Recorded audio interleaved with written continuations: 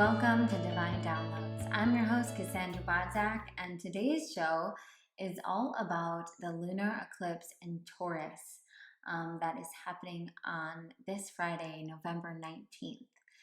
And before we get into what the energy is like as we enter into this eclipse season, I wanted to just take a moment and invite you to look at the links below. I have a free Divinely Design Your Life Masterclass available. If you haven't checked it out, I highly recommend it. It's actually perfect for the energies right now of this moon and kind of discovering what's coming up for you, where you are, where you want to be, and what your relationship with the divine is. So I just want to point you in that direction. It's totally free, and you can click the link below and check it out.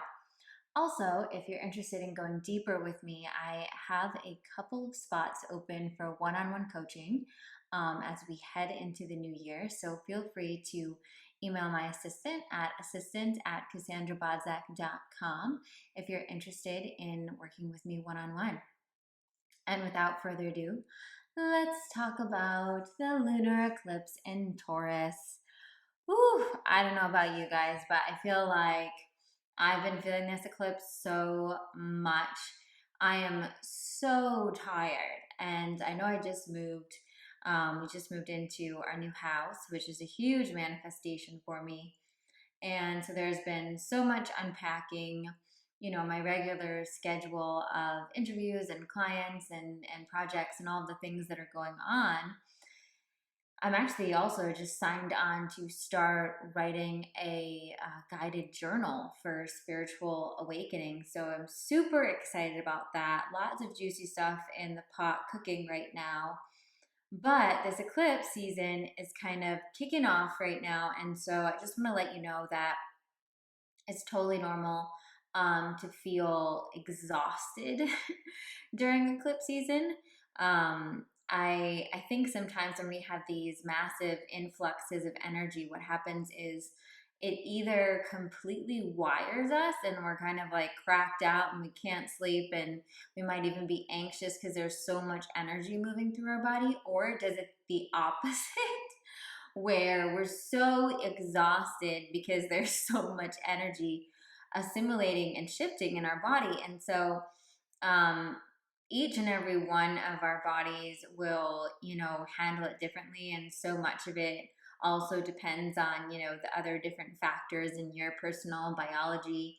And so whatever's coming up for you physically right now, I just want you to honor it and take care of your body. It's so important to just listen and don't try to fight it. I've really been trying to surrender to taking naps right now during the day.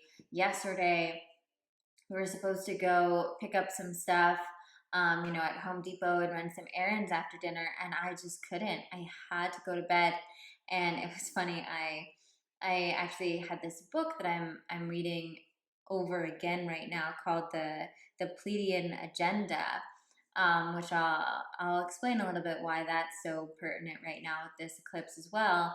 But I had been called to reread this book. I've had this book for many years, since my own spiritual awakening, and I've been called to reread this book recently. And so I was super excited. I don't know if you ever have that feeling where you like wait all day and you're so excited to just cuddle up in bed with a nice cup of tea and just read before you go to bed. And I literally read one page last night and I passed out. I could not keep my eyes open. And I've heard that from some of the women that are in my mastermind and in Divinely Design Your Life, the process, and my one-on-one clients, that a lot of people are feeling fatigue right now or anxiety and some kind of physical things going on. And so this is just an affirmation if you're listening to that. Honor it. Take care of your body. What's happening right now is essentially that we're being hit by these high frequency energies, and our physical dense body is trying to integrate and assimilate them. And each and every one of our bodies, depending on what, the composite of what else is going on in our life, is going to integrate and simulate that differently and going to need different things. So the most important thing is not blanket statement of everyone do one thing. I'd say the biggest things everyone should do is be prioritizing sleep as much as possible, drinking lots of water, and just, nourishing your body with, whole foods, the basics, right? You guys know what to do.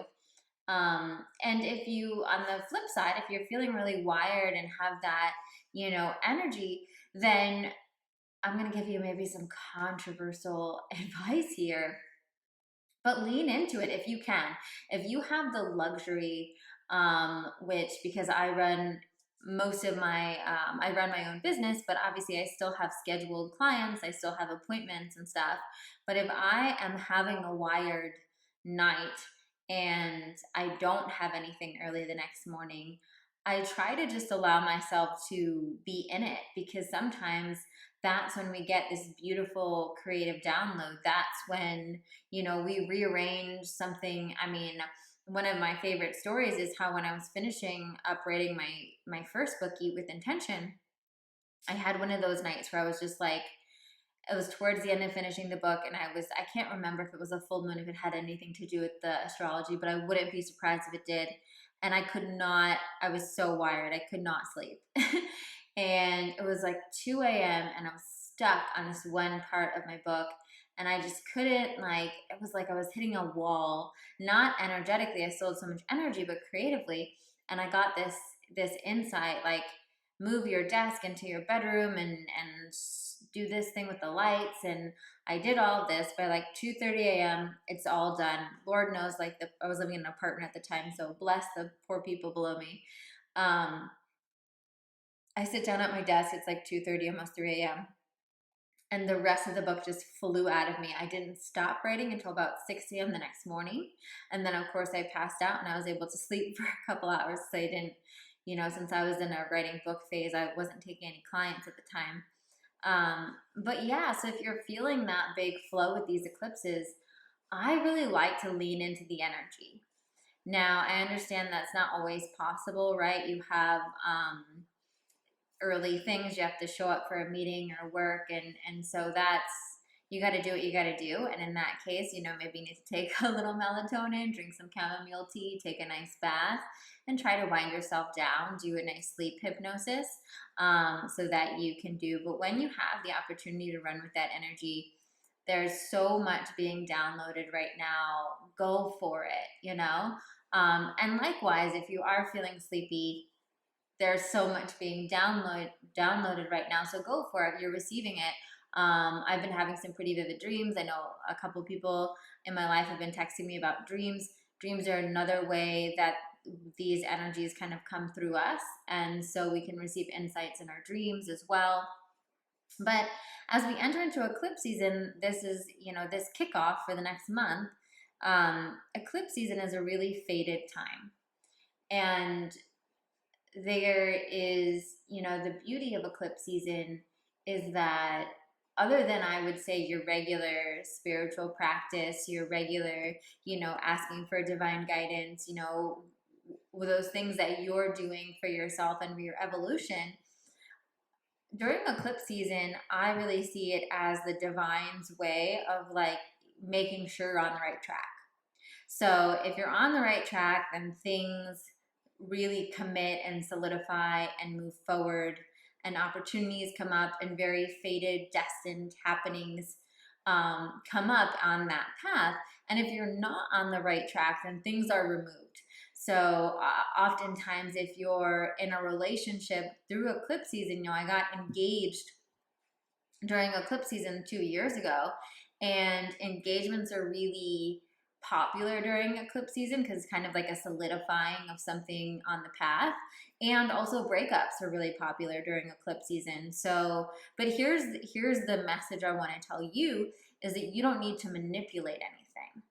You can just be in your highest self and trust that the things that are being removed from your life are being removed for a reason. The things that are being solidified in your life are being solidified for a reason.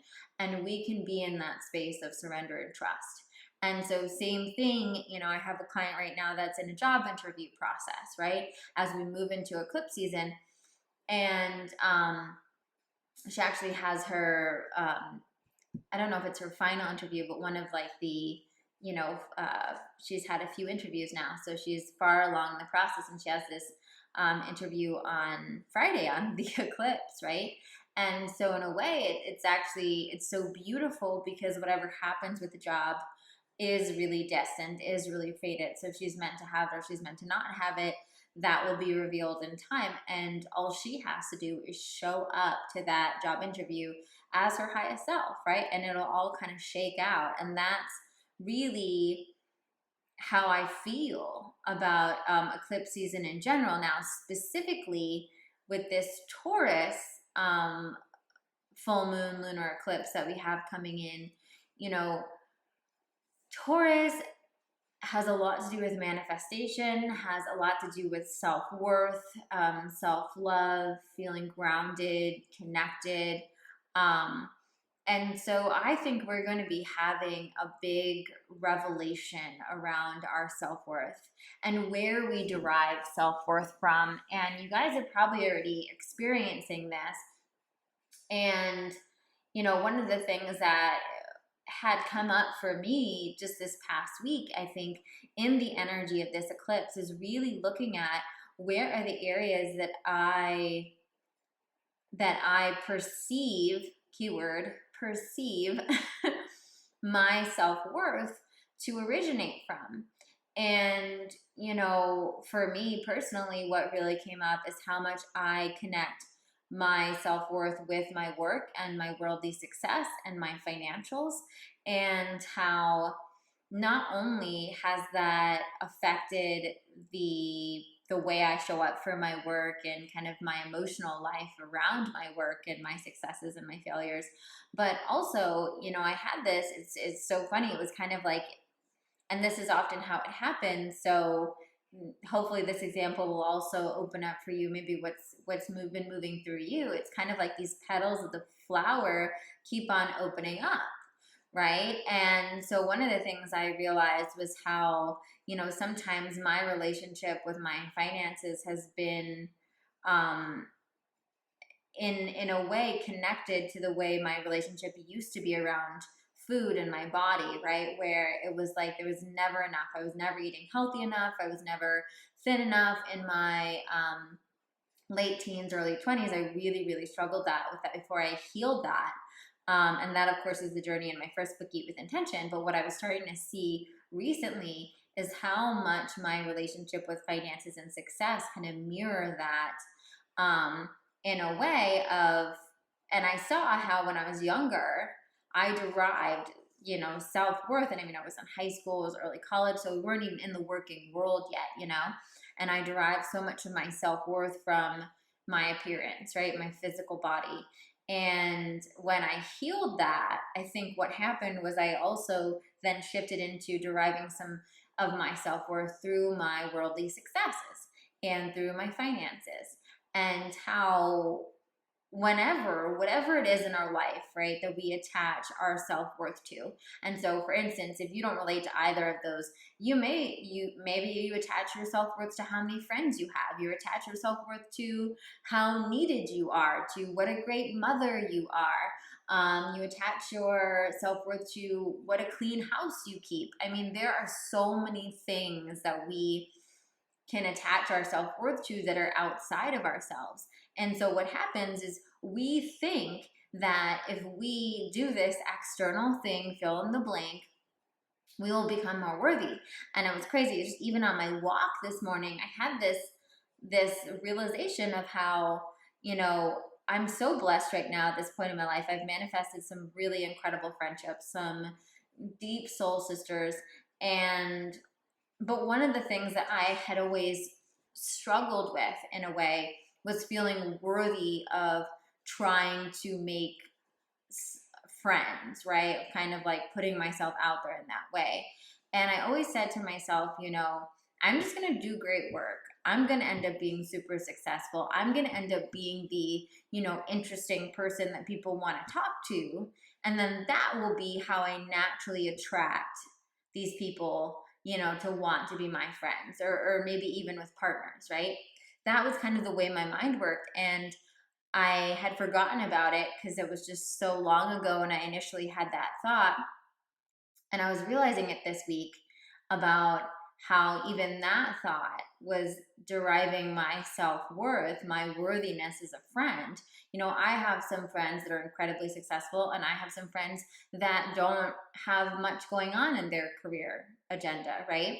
And I don't see any of my friends as more or less valuable based on their finances or their career. Some of my friends that don't have anything going on in my career are, they're incredible listeners. They have the most amazing qualities of great friends. And so it's so was wild to me to see how I would judge my worthiness as a friend around how successful I am, when really those two things have nothing to do with each other, right?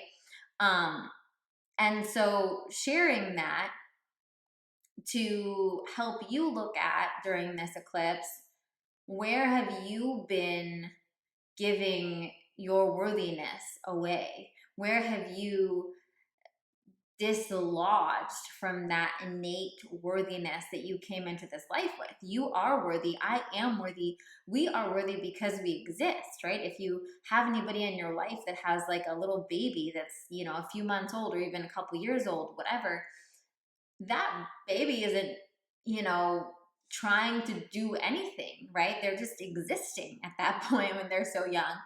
And of course, they're worthy of the world, right? I don't have a kid of my own yet, but I can imagine looking at, you know, your child and thinking, you know, they're worthy of literally everything in the entire world. I look at my girlfriend's babies and I'm like, you deserve the whole world. You deserve everything, right? And we're still that way, right? Look at my clients, and they deserve the world. They are worthy of everything their heart desires. You are worthy of everything your heart desires. I am worthy of everything our heart desires. And I really feel like this full moon lunar eclipse in Taurus is showing us and breaking off this illusion that we've lived in over what equates to our worthiness. And so, just like I mentioned before, again, the beauty of eclipses is that I really do believe this is a time for meditation. This is a time for reflection. This is a time for journaling, and it's less of a time for full moons in general are not times for, you know, starting new beginnings or anything like that. But in a way, it's like the new beginning will happen to you, right?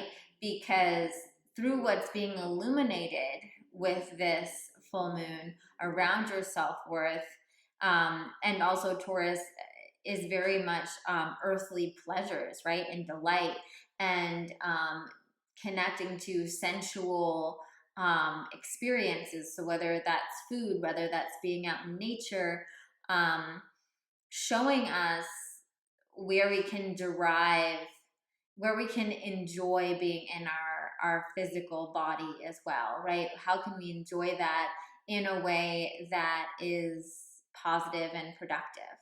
Um, and so going on hikes right now, enjoying cooking meals with loved ones, I think will be very in alignment with this eclipse. You're also going to see if you have if anything's kind of unbalanced or out of bounds in that relationship. If you're someone that's comfort eating, that's something that I think will be illuminated and shown to you in a Taurus full moon eclipse, right? So that you can look at the unhealthy relationship maybe you have with food and how you're using that sensual pleasure, right? Same thing with sex. Any sort of sensual pleasures could be shopping, right?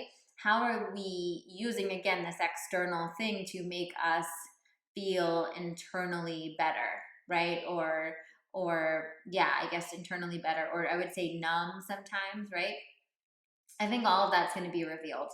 And so my words of encouragement as you move through this full moon eclipse and we move into eclipse season is to be a good steward of your energy, is to take care of yourself, is to just be open to the reflections. And again, with the realizations, even the realizations that I was just sharing with you, there's not much that needs to be done, right? It might be a deeper state of inquiry that you want to go into. It might be some journaling, some reflecting. But what's being illuminated right now is shifting, right? What's being either removed or taken away or solidified in our life. It's like eclipses are happening to us. And so we can just be the conscious observers and ground ourselves in what is, in our highest good to happen during this time. And enjoy when I had that illumination around my worth and kind of the ways that I have reached for that worth in external things this past week. It freed me, just the awareness of it freed me from perpetuating that pattern, right? So oftentimes during these full moon eclipses, what happens is it's like a powerful illumination that sheds light on a certain area, that once we see that area in the divine light, in the light of day, so to speak, we can never unsee it, right? So that shifts our neural pathways on a fundamental level, because now all of a sudden, every time we fall into that old pattern, whether it's putting our, deriving self-worth from something that our self-worth will never derive from, or it's, using those sensual activities, the food, the sex, the shopping to fill a void that it will never fill, right? We now have that awareness of exactly what we're doing. And so we've already dislodged a lot of the power that pattern had over us. And so what we can now do during this eclipse is consciously take steps in the other direction. We can say, okay, well, if I see that that's a pattern, how can I release myself from that pattern? How can I just bring more awareness around it and see how that naturally shifts how I behave in that area, how I show up in that area? And I always like asking those questions of ourselves. Well, what would I do if I knew I was worthy? What would I do if I knew I was worthy just as I am? If I knew I was worthy, how I look physically now in my body, what would I do, right? How would I be? How would I show up? How much would I exercise, and how would I nourish myself, and what makeup would I wear, and all those questions, just asking that question. If I knew I was worthy innately as I am, and I wasn't getting extra worth from success or work or money, how would that shift how I show up to work, right? If I knew being the best mom in the world wasn't how I derived worth from, how would I show up to being a mom? Would there be ways that and what you'll naturally find is when you ask that question is a more balanced way of showing up to that thing in our life. It's not that we have to cut that thing in our life out completely usually. It's just that we have a more balanced approach to it when we're not deriving self-worth from it. Same thing with any of those sensual activities that maybe we're utilizing to fill a void that they're not meant to fill. It's not that you can't ever shop again, or you're not going to eat, or never have sex again, or anything like that. It's that you get into that right balance with it. You get into the most beneficial space with it. So thank you for listening. I would love to hear from you what's coming up for you around this. If you're listening to this on YouTube, feel free to write comments below. If you're this one, I usually show the video, but I just moved and I look kind of crazy and the lighting is not right. So this one's an audio. Future moons will be a video if you're watching it on YouTube, or you can always listen to it on Divine Downloads podcast, wherever podcasts are. If you love this, please leave me a 5-star review. It really helps. Send this to a friend that also loves the moons with you, so you can be eclipse season buddies. And like I said before, a great workshop to just have some self-care time to tune into your natural divine power, what what's coming up for you, what you really desire right now, clearing any of these patterns that are no longer serving you, is my Divinely Design Your Life 101 Masterclass, and it's below. It's free. If it feels good for you, I highly recommend making a date with yourself and getting it done. So thanks for tuning in, and I will see you on the next episode.